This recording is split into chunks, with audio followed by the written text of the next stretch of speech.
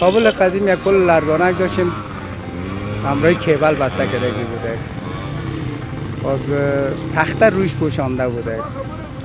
ما بچه بودیم که 4 تا 5 تا که یک جای میشدیم کیبل ها رو میگرفتیم، مردم آزار میدادیم، تکان میدادیم، میره بودغال مغال مردم ندرامده.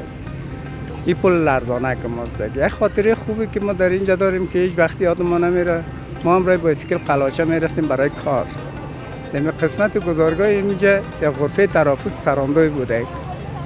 در این قسمت میخواستیم طرف سینما پاور دور بخوریم که یک موتر آمد، تایر پیشروی ما رو زیر تایر گرفته.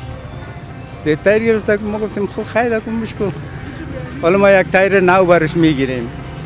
این موتروان آمد گفت نه گناه از تو بود، ما اشاره ما روشن کردیم. ما بنده خودم من اشاره تو رو از پشت سر چه رقم ببینم، من که آینه ندارم، شما باید آرنگ میکردین من برک میکردم. حالا مشکل نیست برین. با ترافیک آمد، ترافیک اینجا کریم برود بوده، کریم برود بوده، یک در پا بر از او داده. کریم برود هم موتروان تایید کرد که تو گناه است. گفتم خیلی گناه از من که دیگه ما رفتیم خداحافظ. خوشایند محبت زیاد بوده، یعنی هیچ وقت کسی به کسی چیزی نمیگفت. در زمان کمونیست ها که ما وقتی که در کوچه بچه ها رو میگرفتن، جوان ها رو میگرفتن، باور میکنید مرا یک عدی در خانه خود برای چای صبح بردن، تنها من نه 5-6 نفر برده در خانه خود چای صبح داده، بین عروسایش دخترایش.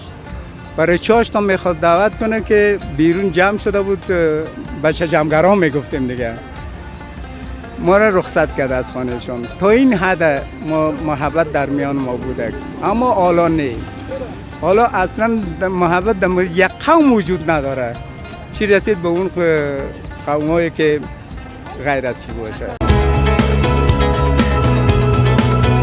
د شرق تلویزیون ټولې خبرونه په یوټیوب چینل کې زموږ یوټیوب چینل در سره سبسکرایب کړئ ترڅو تازه او په زړه پورې خبرونه وګورئ.